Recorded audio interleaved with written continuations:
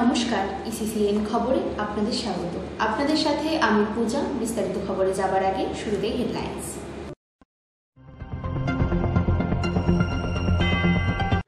বুধবার সকাল 9টা নাগাদ মাথাভাঙা জোড়পাটকি গ্রাম পঞ্চায়েতের আমতলী এলাকায় গত বিধানসভা নির্বাচনে ভোটার লাইনে সিআইএসএফ এর গুলিতে যে 4 জনের মৃত্যু হয়েছিল, ঘূর্ণিঝড়ের প্রশাসনিক ক্ষতিপূরণ না পাওয়ার অভিযোগে রাস্তা আটকে বিক্ষোভ জলপাইগুড়ির ময়নাগুড়িতে। খবর পেয়ে ঘটনাস্থলে বিডিও ও ময়নাগুড়ি থানার পুলিশ।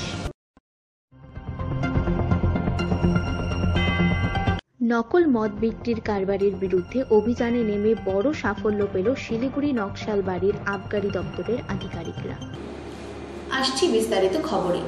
বুধবার সকাল 9টা নাগাদ মাথাভাঙা জোড়পাটকি গ্রাম পঞ্চায়েতের আমতলী এলাকায় গত বিধানসভা নির্বাচনে ভোটার লাইনে সিআইএসএফ এর গুলিতে যে 4 জনের মৃত্যু হয়েছিল তার প্রতি শ্রদ্ধা এবং শহীদ দিবস পালন করা হয়। এদিন এই অনুষ্ঠানে উপস্থিত ছিলেন উত্তরবঙ্গ রাষ্ট্রীয় পরিবহনের চেয়ারম্যান পার্থপ্রতিম রায়, শহীদ স্মৃতি রক্ষা কমিটির সভাপতি আলিজার রহমান সহ শহীদ পরিবারের লোকজনেরা। এদিন আমতলী শিশু শিক্ষা কেন্দ্রের মাঠে শহীদ বাদিতে মাল্যদান করা হয় এবং শহীদের প্রতি শ্রদ্ধা জানানো হয়। প্রসঙ্গত, গত 2021 সালে বিধানসভা নির্বাচনে আমতলী শিশু শিক্ষা কেন্দ্রে তৎকালীন 5/126 নং বুথে নির্বাচন চলাকালীন ভোটের লাইনে সিআরপিএফ এর গুলিতে মনিরুজ্জামান মিয়া, ছামিউল মিয়া, নূর আলম মিয়া ও হামিদুল মিয়া এই 4 জন মারা গিয়েছিলেন। এদিন তাদের প্রতি শ্রদ্ধা জানানো হয়। বুথে 5/126 নম্বর বুথে কেন্দ্রীয় বাহিনীর গুলিতে আমাদের 4 জন সহনাগরিক যারা ভোটের লাইনে দাঁড়িয়েছিল তারা নিহত হয়। তাদের বিচার প্রক্রিয়া এখনো চলছে। আমরা সেই শহীদদের প্রতি শ্রদ্ধা নিবেদন করতে আজকে এই সকালবেলা এখানে আসা এবং শহীদ স্মৃতি রক্ষা কমিটির তরফে এখানে যে শহীদ বেদি করা হয়েছে তাতে আমরা পুষ্পার্ঘ শ্রদ্ধা নিবেদন করলাম। এরপর আমরা অবস্থানে যাব, সেখানে পুষ্পার্ঘ নিবেদন করব। দলের পক্ষ থেকে কয়েকটি অনুষ্ঠান হচ্ছে, সেগুলোতে আমরা অংশগ্রহণ করব। কিন্তু একটা আক্ষেপের বিষয় যে এই গুলিকাণ্ডের নেপথ্য কারিগর ছিল তৎকালীন নির্বাচন কমিশন দ্বারা নিযুক্ত এসপি দেবাশিস ধর।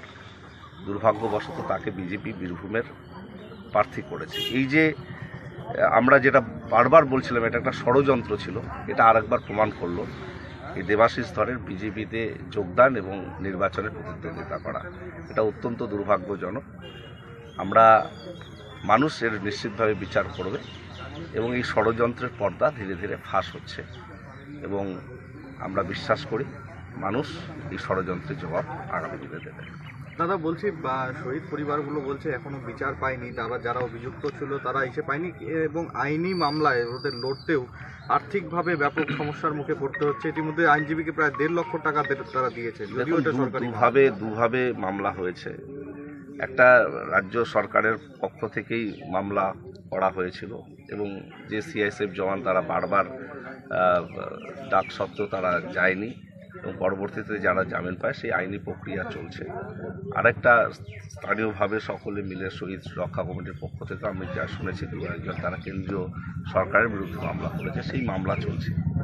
রাজ্য সরকার প্রত্যেকটি পরিবারের পাশে দাঁড়িয়েছে। এক একটা পরিবারকে একটি করে চাকরি এবং 5 লক্ষ টাকা সেটা দেওয়া এবং সার্বিকভাবে সেই পরিবারগুলো পাশে থাকা। মনিরুজ্জামানের ভাই পিঙ্কু রহমান, আপনারা জানেন, তাকে ওয়েস্ট বেঙ্গল মাইনরিটি ডেভেলপমেন্ট বোর্ডের সদস্য করা হয়েছে যাতে আগামী দিনে সে মানুষের স্বার্থে কাজ করতে পারে এবং মুখ্যমন্ত্রী স্বয়ং সেই বিষয়টি দেখভাল করছেন।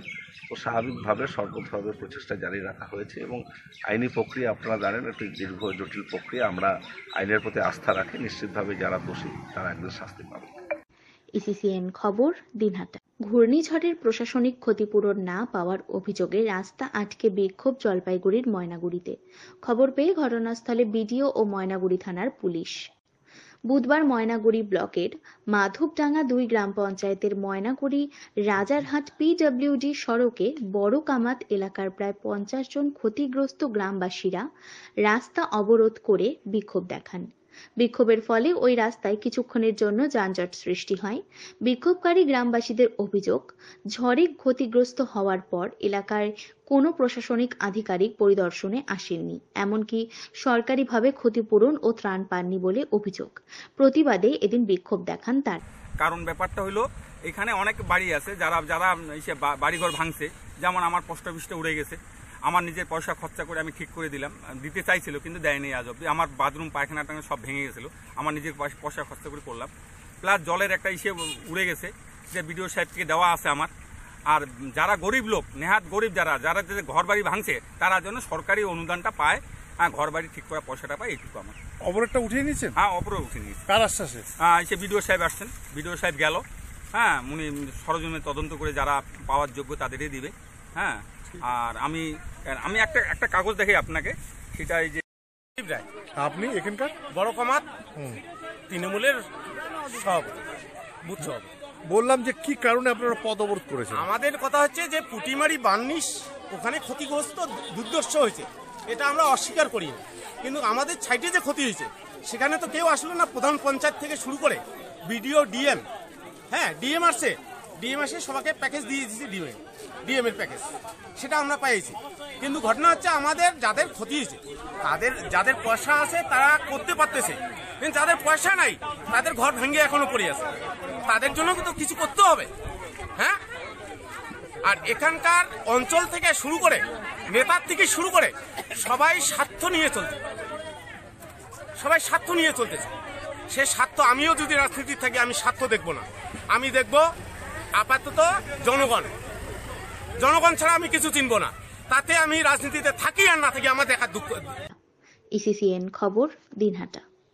নকল মদ বিক্রির কারবারের বিরুদ্ধে অভিযানে নেমে বড় সাফল্য পেল শিলিগুড়ি নকশালবাড়ির আবগারি দপ্তরের আধিকারিকরা।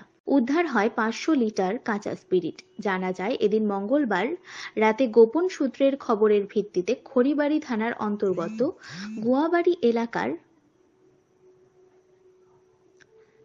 জানা যায় এদিন মঙ্গলবার রাতে গোপন সূত্রের খবরের ভিত্তিতে খড়িবাড়ি থানার অন্তর্গত গুয়াবাড়ি এলাকায় অভিযান চালায় নকশালবাড়ির আবগারি দপ্তরের আধিকারিকেরা।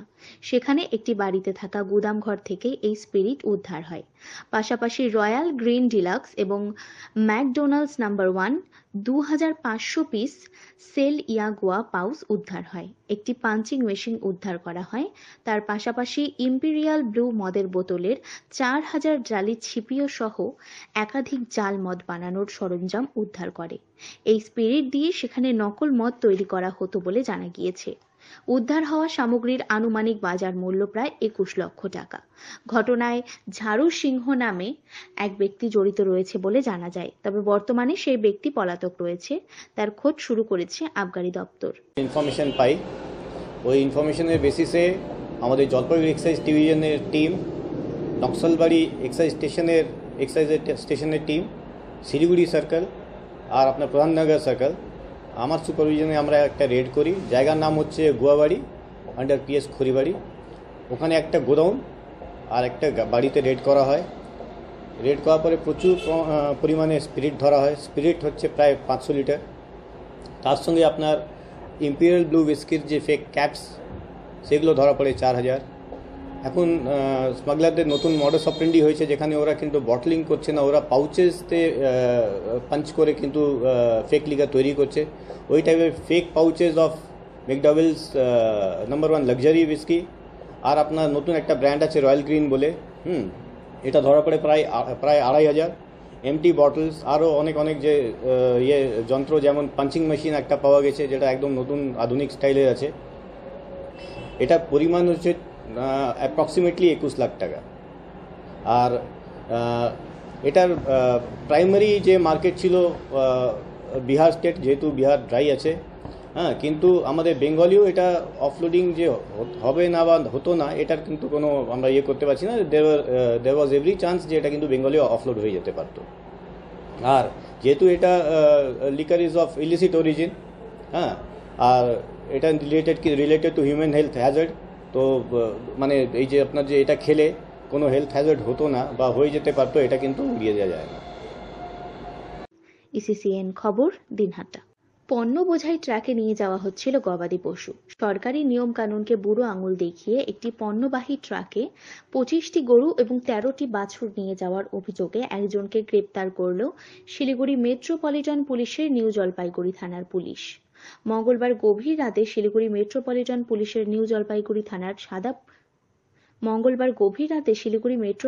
পুলিশের নিউ জলপাইগুড়ি থানার পুলিশের কাছে খবর আসে ফুলবাড়ি দিয়ে একটি সাদা রঙের পণ্যবাহী ট্রাকে গবাদি পশু নিয়ে যাওয়া হচ্ছে। বিহার থেকে উত্তর দিনাজপুর ও দার্জিলিং জেলা হয়ে ফুলবাড়ি হয়ে জলপাইগুড়ির দিকে যাচ্ছে ওই ট্রাক। গোপন সূত্রে এই খবর পাওয়া মাত্রই নিউ জলপাইগুড়ি থানার পুলিশ ফুলবাড়ি টোল গেট এলাকায় নাকা তল্লাশি শুরু করে। অভিযানে মিলে যায় সাফল্য। ধরা পড়ে যায় সাদা রঙের পণ্য বোঝাই নীল রঙের ত্রিপল দিয়ে ঢাকা ওই ট্রাক। লাইভ স্টক পারমিট ছাড়া পণ্য বোঝাই ট্রাকে গবাদি পশু পরিবহনের অভিযোগে আটক করা হয় ট্রাক চালককে। সরকারি নিয়ম অনুযায়ী গবাদি পশু পরিবহনের ক্ষেত্রে লাইভ স্টক পারমিটের ট্রাক ব্যবহার করতে হয়।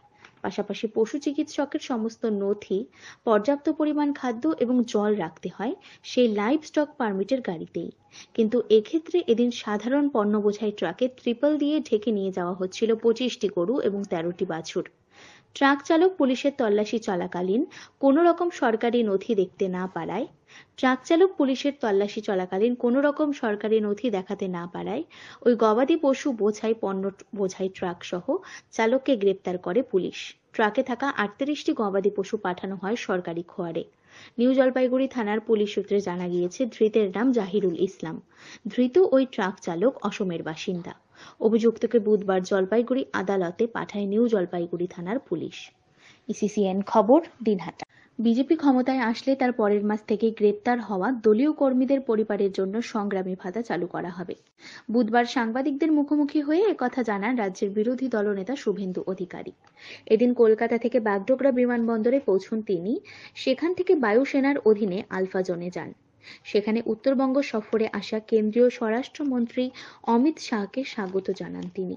সেখান থেকে বেরিয়ে সড়ক পথে মালবাজারের উদ্দেশ্যে রওনা দেন তিনি। মালবাজার ও রাজগঞ্জে দুটি সভা করবেন শুভেন্দু অধিকারী। জলপাইগুড়ির দুটো প্রোগ্রাম আছে, আমি ওই কারণেই এখানে রিচ করেছি এয়ারপোর্টে। তা মাননীয় নেতা, আমাদের সর্বভারতীয় নেতা, আমাদের প্রেরণাদায়ক নেতা, শক্তিশালী স্বরাষ্ট্রমন্ত্রী, তিনি এখানে নেমে এখান থেকে চপারে তিনি বালুরঘাট যাচ্ছেন। তা আমি ওনাকে স্বাগত করলাম on behalf of the state BJP, স্বাগত করলাম। আমার সঙ্গে অনারেবল এমপি রাজু বিস্তা, জেলার প্রেসিডেন্ট অরুণ মণ্ডল এবং এমএলএসরা ছিল, আনন্দ বর্মন, দুর্গা না, এইভাবে স্বাগত জানানোর সময় তো কথা হওয়ার, প্রথম কথা মিটিংয়ের সুযোগ নেই, আর দ্বিতীয়ত ওই অল্প সময়ের মধ্যে যে কথা হয়েছে সেটা প্রেসকে জানানোর মতো বিষয় নয়। সংগ্রামী ভাতা নিয়ে একটু আমরা একটা টিমে কাজ করি, মোদী পরিবারের সদস্য। আমাদের সামনে 400 লক্ষে আমরা সবাই কাজ করছি, আমাদের বড় নেতারাও করছে, একেবারে বুথ সভাপতি, শক্তি কেন্দ্র প্রমুখরাও করছে। একটা কালেকটিভ এফোর্টস আমাদের চলছে, আমরা 400 লক্ষেই কাজ করছি। সন্দেশখালীর 12 জন মহিলাদের একটা টিম উত্তরবঙ্গে প্রচারে এসছে বিজেপির হয়ে, মানে কিছু বলবেন ব্যাপারটা নিয়ে? মানে না, ঠিকই আছে, সন্দেশখালীর যে প্রত্যক্ষ অভিজ্ঞতা তাদের আছে, মধ্যরাত্রে তুলে নিয়ে গিয়ে যে পিঠা খাওয়ার বদভ্যাস তৃণমূলের ছিল, শাহজাহানের কুকীর্তি ইত্যাদি, যত উত্তরবঙ্গের লোকজনের কাছে যারা ভুক্তভোগী তারা বলতে পারলে তাহলে এখানকার বিশেষ করে নারী সমাজের, মাতৃশক্তির, তাদেরও ধারণাটা খুব ক্লিয়ার হবে, তাহলে কি হয়েছে, এবং তারা ঠিক করতে পারবেন যে এই অত্যাচারী তৃণমূলকে শিক্ষা দেওয়ার জন্য ইভিএমই একমাত্র হাতিয়ার। ভূপতিনগরের রসিকে নিয়ে একটু বলেন। কালকে দৌড়াতে ঢুকে পড়েছে পার্টির কার্যালয়ে। না, এ হবেই, কাল পরশু দিন ঢুকেছিল, কালকে ছুটতে কোর্টে গেছে, কোর্টে গিয়ে ধর্মাবতার ক্ষমা করুন, রক্ষা করুন করেছে। আপনি সংগ্রামী ভাতা দেবেন বলেছেন যারা, এটা নতুন কিছু নয়, আমি অন্য দেশের উদাহরণ দিচ্ছি না, বাংলাদেশেও মুক্তিযুদ্ধ ভাতা চালু আছে, এবং সিপিআইএম পার্টি যারা 34 বছর রাজত্ব করেছে, তারা জরুরি অবস্থার সময় যারা জেলে গেছিল তাদেরকেও একটা পেনশন চালু করেছিলেন জ্যোতিবাবু 77 সালে। আমি এদের সঙ্গে তুলনা করছি না। আজকে যে সমস্ত ভারতীয় জনতা পার্টির কর্মীদের মিথ্যা মামলাতে দিনের পর দিন জেল কাটানো হয়েছে, দিনের পর দিন এখনো কাটানো হচ্ছে। কালকে যখন রাতে আমি চন্দননগরে সভা করি, সেখানে আমাদের একজন কার্যকর্তাকে আমি তুলেছিলাম, যিনি 3 বছর এনডিপিএস এর কেসে জেলে ছিলেন। তার বিদ্যা মা আমার কাছে কাঁদছে। এই অভিশাপগুলো, এই চোখের জলগুলো মমতা ব্যানার্জির উপর বর্ষণ হবে, ধ্বংস হবে তৃণমূল। किया लेकर 421 रिक्रूटमेंट हुआ एजुकेशन में। इसका साथ अनिक थापा, मिनिस्टर अरूप विश्वास, पार्थ भौमिक, ये लोग का सीधा रिलेशन।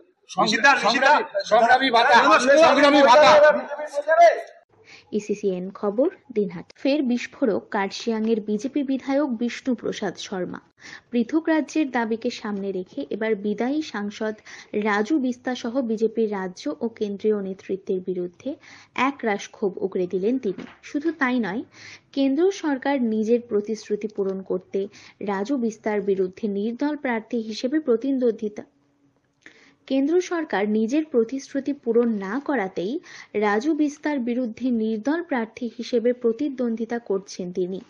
এবারের লোকসভা নির্বাচনে সেফটি পিন চিহ্নে লড়ছেন বলে জানান তিনি। তবে অভিযোগ এখানেই শেষ নয়।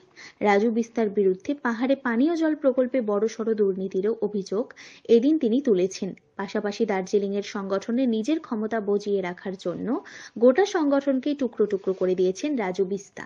আমি ইস্তফা দেব এরকম দলের সংবিধানে কোনো জায়গায় থাকলে আমি দিতাম। দলও তো একটা সংবিধানে চলে, নেই ওই স্পেস নাই। দল দিব বলেছে, আমি দলের সঙ্গে ঝগড়া করতেছি, কবে দিবা, কেন দিচ্ছ না? দলের থেকেই করব এই ঝগড়াটা, দলের বাইরে গিয়ে কেন করব? তো দলের থেকেই লড়াই লড়তেছি আমি। আরেকটা বিষয় বলে দিই, এখানে একটা বড় পলিটিক্যাল ইস্যু আছে আমার সঙ্গে। ওইটা হচ্ছে আমাদের যে কামাতাপুরী রাজবংশী সমাজ আছে, ওনাদের যে ল্যাঙ্গুয়েজ আছে, ভাষা, এই ভাষাকে 8ম অনুসূচিতে, সংবিধানের 8ম অনুসূচিতে আনাও আমার এবার এই ম্যানিফেস্টোতে আছে। ইসিসিএন খবর, দিনহাটা। ইসিসিএন খবর এখনকার মতো এখানেই শেষ হলো। আপনারা দেখতে থাকুন ইসিসিএন খবর, সবার মাঝে সবার সাথে।